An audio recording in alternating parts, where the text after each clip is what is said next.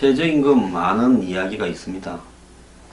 솔직히 최저임금을 좀 올려줄 수 있으면 올려주는 게 좋죠. 지금 6,470원인데요.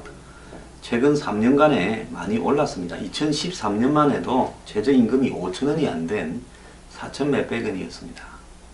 근데 많이 올랐는데요.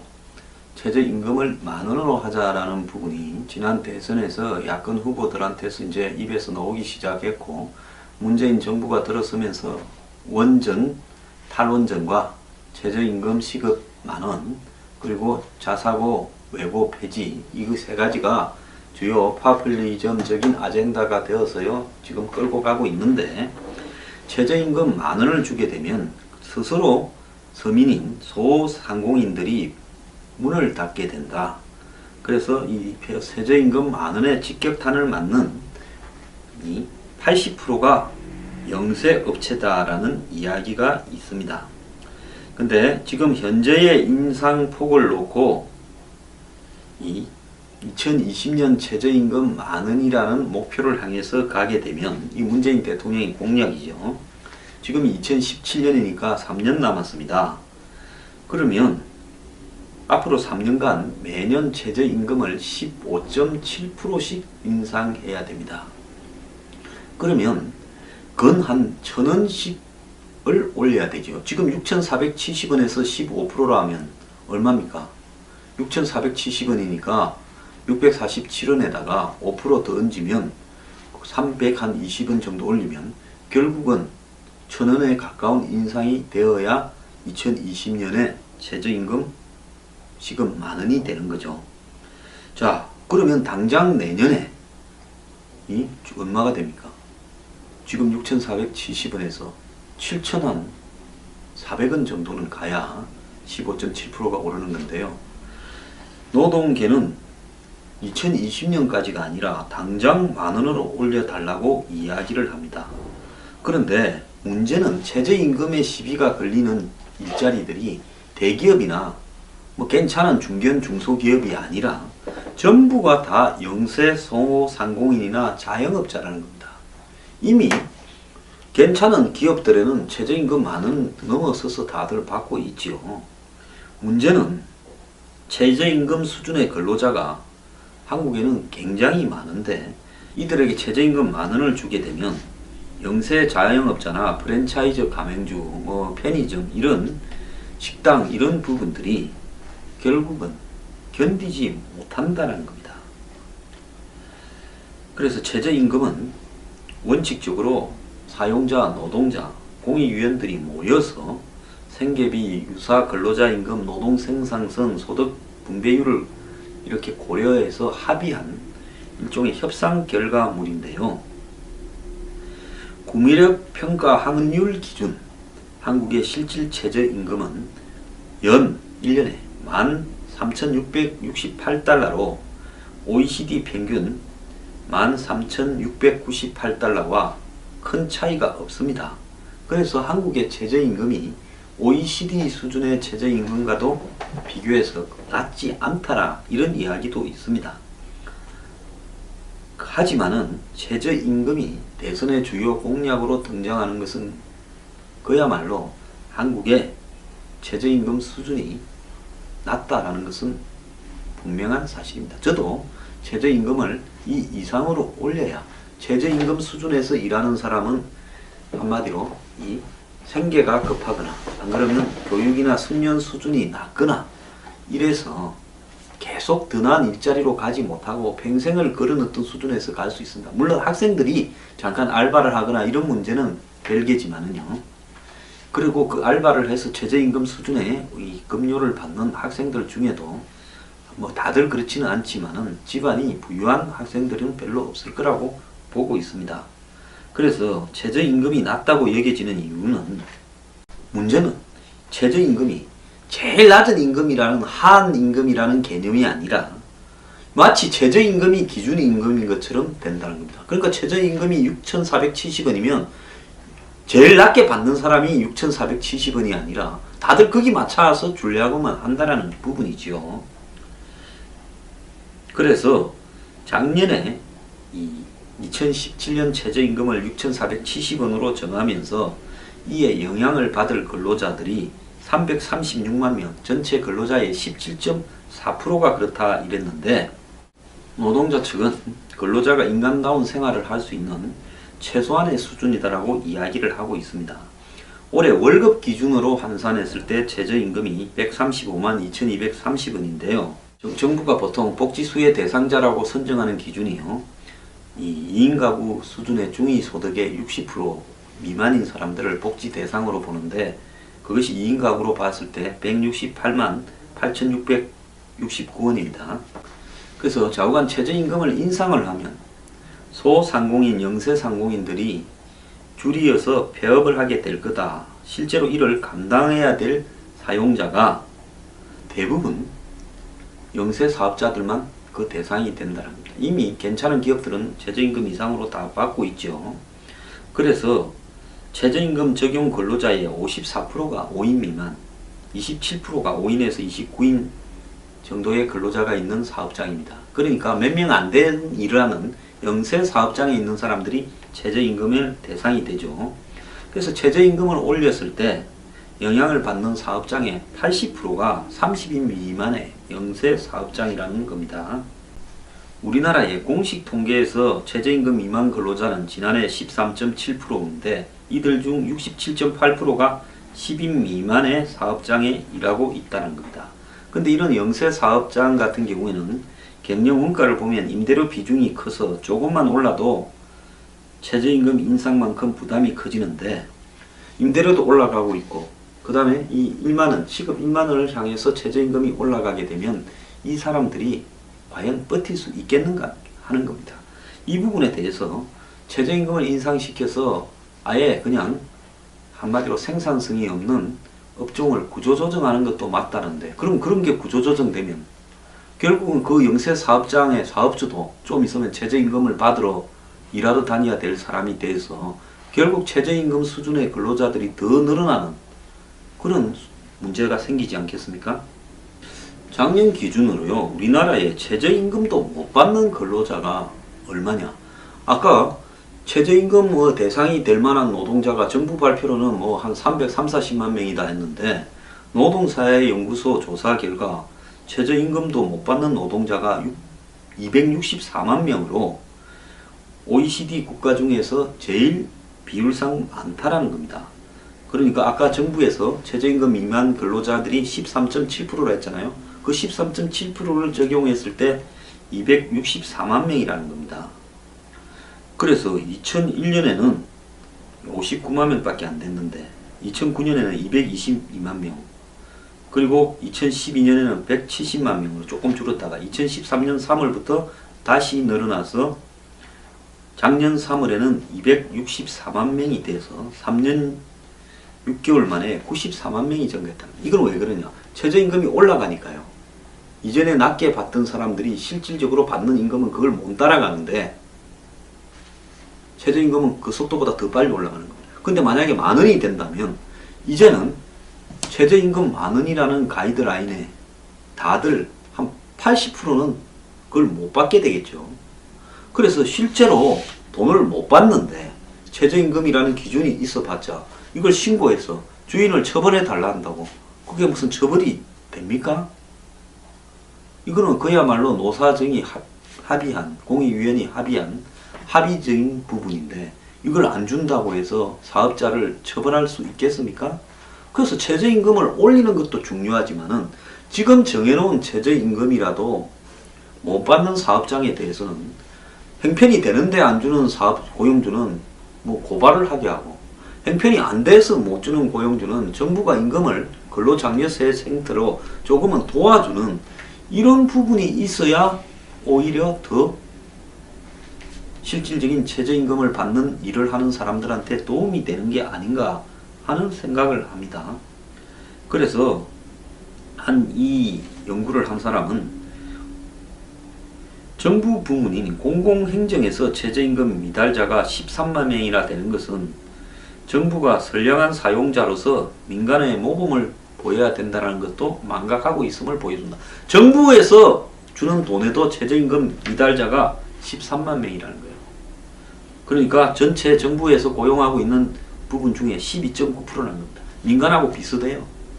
그리고 정규직, 비정규직에서 최저임금은 당연히 비정규직의 대부분이고 또 남자, 여자 중에서는 여성의 대부분, 그 여성 비정규직이 대부분 최저임금에 미달되는 사람들이 많다라는 겁니다.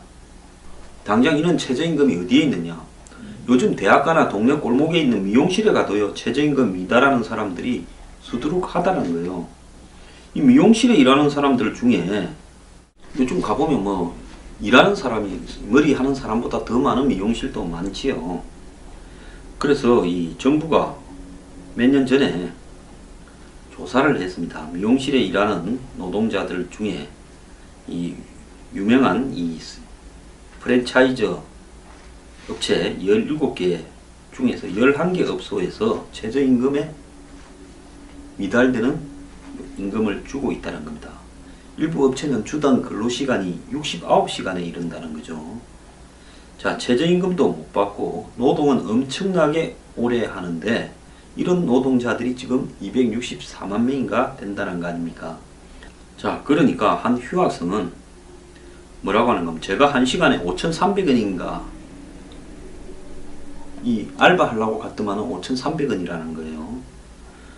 그래서 그 알바를 하면서 하루에 한 끼 먹었다는 겁니다. 대학가 편의점에서는 최근에 한 달간 이렇게 야간 근무를 갖다가 하는 학생들이 많이 있는 모양인데요.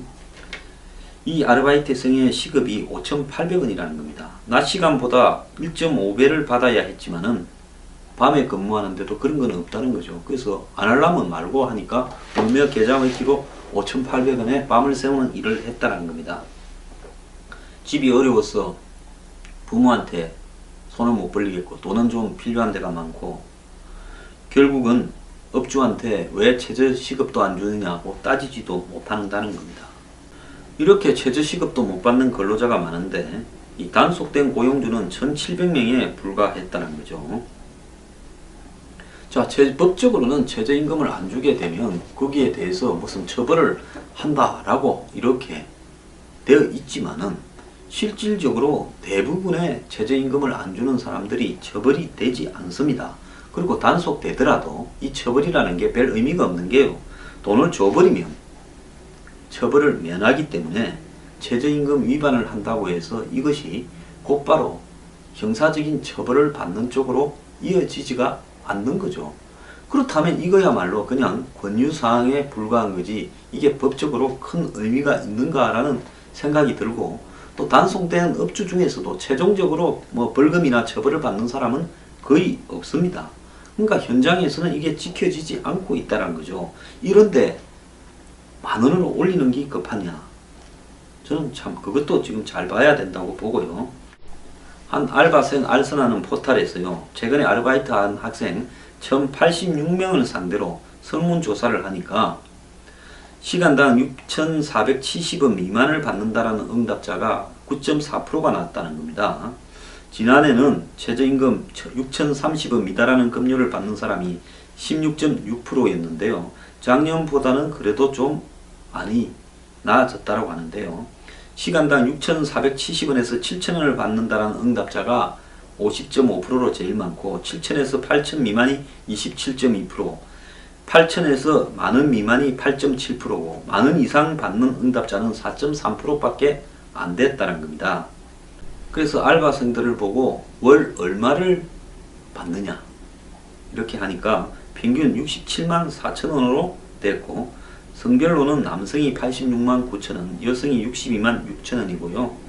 연령대별로는 이렇게 나이가 좀 40대일수록 92만원, 30대 81만원, 20대 64만원, 10대 52만원 나이와 비례하더라는 겁니다. 한국은 최저임금 못 받는 노동자가 13.7%인데 7명 중에 1명이 못 받는다는 거죠. 일본은 2%밖에 안 된다는 겁니다. 자, 7배나 더 낮은데요. 자, 일본 같은 경우에는 직업 없이 알바로 해서 프리트라고 불리우는 생계를 이어가는 게 이렇게 이런 사람들이 늘어나고 있다는 거예요. 그러니까 한마디로 먹고 살만하니까 이런 사람들 숫자가 늘어나는 거 아니냐, 이런 이야기도 나오고 있습니다. 자, 근데 한국은 취업난에도 이런 시급을 받고도 아르바이트를 할 수밖에 없는 일본과는 다른, 자발적으로 이렇게 프리터라고 이런 일 저런 일 조금씩 하는 사람들이 아닌 반강제적 프리터들이 늘어나고 있는 현실인데요. 이것만 보더라도 한국이 얼마나 지금 열악하냐라는 것을 보여주고 있는 겁니다. 그러면 최저임금을 한국보다 먼저 이렇게 많이 올린 미국이나 중국에는 이 선례를 보니까 어떠냐 하니까 좋은 점도 있고 나쁜 점도 있더래요. 좋은 일자리 전환 효과와 함께 전체 일자리 규모가 상당히 줄어들더라는 겁니다. 미국 시애틀 같은 경우에는 2015년에는 9.47달러에서 11달러로, 또 2016년 초에는 13달러로, 올 1월에는 15달러로 이렇게 15달러 목표를 정해놓고 몇 년간 쫙 올렸습니다. 그러니까 9.47에서 순식간에 15달러까지 이렇게 올라갔지요. 처음 인상되었을 때는 긍정적인 효과가 컸는데 시급 13달러 미만이던 일자리가 줄어들고 시급 19달러 미만 일자리는 늘어서 좋은 일자리 전환 현상이 나타났고, 일반 예상과는 달리 실업률도 4.3에서 3.3으로 감소했다는 겁니다. 그래서 최저임금이 인상된 이후에 고용에 악영향을 미친 일도 없었다, 이런 좋은 평가도 있었지만은 세부 지표를 조사해 보니까 최저임금을 13달러로 올린 다음에 이 기준 아래에 있던 상당한 일자리들에서 시급이 오르지 않았고 아예 이 일자리 자체가 사라져 버리면서 전체 일자리가 줄었다고도 합니다. 중국은 지역별로 베이징이나 상하이 이런 데는 최저임금이 높았고, 그 다음에 최저임금이 또 지방에는 낮았는데, 최저임금이 높았던 지역에서는 고용이 감소했고 최저임금이 낮은 수준이었던 곳에서는 고용이 늘었다고 합니다. 그래서 최저임금 만원에 대해서 노조는 정부의 의지에 달려있다라고 이야기를 하지만은, 최저임금 만원으로의 급속한 상승은 결국은 최저임금 어떤 언저리에서 월급을 줄 수밖에 없는 영세 사업자의 몰락과 그 일자리의 상실로 인한 부분의 효과도 무시할 수는 없는 부분이 분명히 있습니다. 그리고 전 세계적으로 최저임금을 올렸을 때 나오는 득과 실에 대해서는 지금 논란이 많은데 아직 검증이 되지 않았습니다. 중요한 것은요, 지금 현재 14%가량 되는 최저임금을 받지 못하는 264만 명이나 되는 노동자들에 대한 문제를 먼저 해결하고, 그 다음에 최저임금을 이렇게 단계적으로 매년 조금씩 올려가면서 궁극적으로는 만원을 향해서 접근해 가면서 그 사이에 발생할 수 있는 문제들을 어떻게 할 것인가, 정부가 어느 정도의 기여를 여기에서 할 것인가, 정부의 참여 없이요 최저임금 만원이 되기는 저는 불가능할 거라고 봅니다.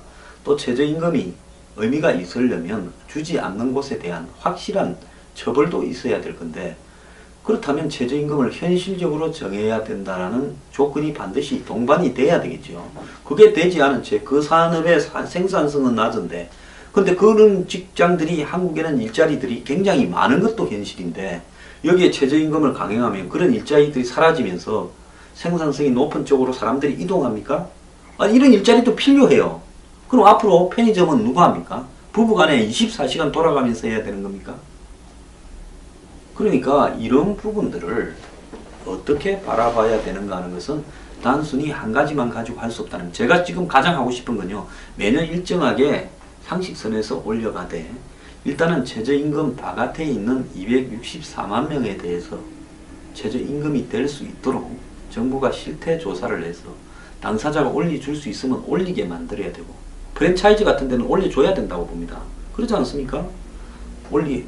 그렇게 하도록 해야 되고, 그 다음에 도저히 영세임금을 줄 수밖에 없는 사업체에 대해서는 정부가 그 매출이나 이런 게 다 있으니까요, 보조를 해주는 이런 부분을 해서 최저임금의 언저리에 있는 노동자들 이 300 몇십만 명인데 그 중에 264만 명이나가 최저임금을 못 받는다. 이게 말이 안 되는 거 아닙니까? 그래서 최저임금 문제에 대한 정부의 어떤 이 관심은요, 시급 10,000원에 몰두할 게 아니라 최저임금을 못 받는 사람을 받게 해주고, 거기에 정부의 역할을 갖다가 분명히 제시를 하고, 그리고 거기에 따른 처벌을 갖다가 분명하게 하는 것, 이것이 중요한 거라고 보고 있습니다. 그냥 돈을 나눠서요, 청년수당이니 뭐니 주는 것보다는 이런 알바 자리에 근로장려세제처럼 정부가 보조를 해줘서 일하는 사람이 돈을 더 받도록 하는 것이, 저는 그것이 저 일자리에 대한 정의라고 봅니다.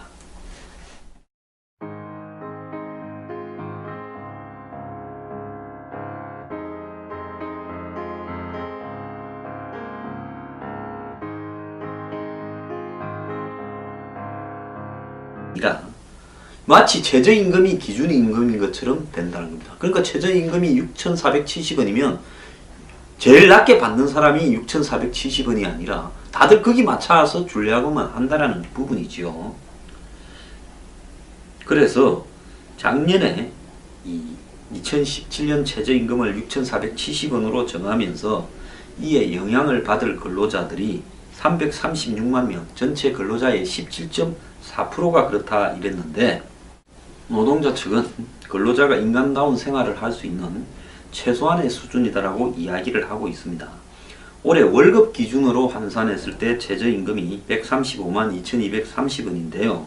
정부가 보통 복지수혜 대상자라고 선정하는 기준이요, 이 2인 가구 수준의 중위소득의 60% 미만인 사람들을 복지 대상으로 보는데, 그것이 2인 가구로 봤을 때 168만 8,669원입니다.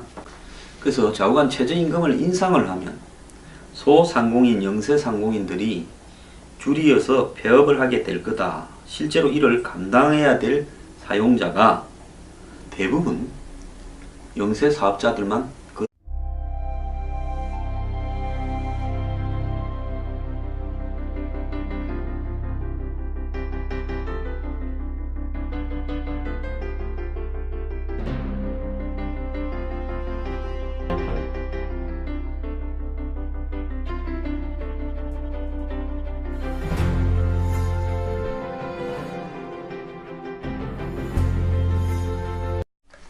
최저임금 많은 이야기가 있습니다. 솔직히 최저임금을 좀 올려줄 수 있으면 올려주는 게 좋죠. 지금 6,470원인데요. 최근 3년간에 많이 올랐습니다. 2013년만 해도 최저임금이 5,000원이 안 된 4,000 몇백 원이었습니다. 근데 많이 올랐는데요. 최저임금을 10,000원으로 하자라는 부분이 지난 대선에서 야권 후보들한테서 이제 입에서 나오기 시작했고, 문재인 정부가 들어서면서 원전, 탈원전과 최저임금 시급 10,000원, 그리고 자사고 외고 폐지, 이거 세 가지가 주요 파퓰리즘적인 아젠다가 되어서요, 지금 끌고 가고 있는데, 최저임금 10,000원을 주게 되면 스스로 서민인 소상공인들이 문을 닫게 된다. 그래서 이 최저임금 10,000원에 직격탄을 맞는 이 80%가 영세업체다라는 이야기가 있습니다. 근데 지금 현재의 인상폭을 놓고 이 2020년 최저임금 10,000원이라는 목표를 향해서 가게 되면, 이 문재인 대통령의 공약이죠. 지금 2017년이니까 3년 남았습니다. 그러면 앞으로 3년간 매년 최저임금을 15.7%씩 인상해야 됩니다. 그러면 건 한 1,000원씩을 올려야 되죠. 지금 6,470원에서 15%라 하면 얼마입니까? 6,470원이니까 647원에다가 5% 더 얹으면 320원 정도 올리면 결국은 1,000원에 가까운 인상이 되어야 2020년에 최저임금 시급 10,000원이 되는 거죠. 자, 그러면 당장 내년에 이 얼마가 됩니까? 지금 6,470원에서 7,400원 정도는 가야 15.7%가 3,668달러로 OECD 평균 13,698달러와 큰 차이가 없습니다. 그래서 한국의 최저임금이 OECD 수준의 최저임금과도 비교해서 낮지 않다라, 이런 이야기도 있습니다. 하지만은 최저임금이 대선의 주요 공약으로 등장하는 것은 그야말로 한국의 최저임금 수준이 낮다라는 것은 분명한 사실입니다. 저도 최저임금을 이 이상으로 올려야 최저임금 수준에서 일하는 사람은 한마디로 이 생계가 급하거나 안 그러면 교육이나 숙련 수준이 낮거나 이래서 계속 더 나은 일자리로 가지 못하고 평생을 걸어넣던 수준에서 갈 수 있습니다. 물론 학생들이 잠깐 알바를 하거나 이런 문제는 별개지만은요. 그리고 그 알바를 해서 최저임금 수준의 이 급료를 받는 학생들 중에도 뭐 다들 그렇지는 않지만은 집안이 부유한 학생들은 별로 없을 거라고 보고 있습니다. 그래서 최저임금이 낮다고 여겨지는 이유는 문제는 최저임금이 제일 낮은 임금이라는 한임금이라는 개념이 모르는 건데요. 노동계는 2020년까지가 아니라 당장 10,000원으로 올려달라고 이야기를 합니다. 그런데 문제는 최저임금의 시비가 걸리는 일자리들이 대기업이나 뭐 괜찮은 중견 중소기업이 아니라 전부가 다 영세, 성호, 상공인이나 자영업자라는 겁니다. 이미 괜찮은 기업들에는 최저임금 10,000원 넘어서서 다들 받고 있지요. 문제는 최저임금 수준의 근로자가 한국에는 굉장히 많은데 이들에게 최저임금 10,000원을 주게 되면 영세 자영업자나 프랜차이즈 가맹주, 뭐 편의점 이런 식당 이런 부분들이 결국은 견디지 못한다는 겁니다. 그래서 최저임금은 원칙적으로 사용자, 노동자, 공익위원들이 모여서 생계비, 유사 근로자임금, 노동생산성, 소득 분배율을 이렇게 고려해서 합의한 일종의 협상 결과물인데요. 구매력 평가 환율 기준 한국의 실질 최저임금은 연 1년에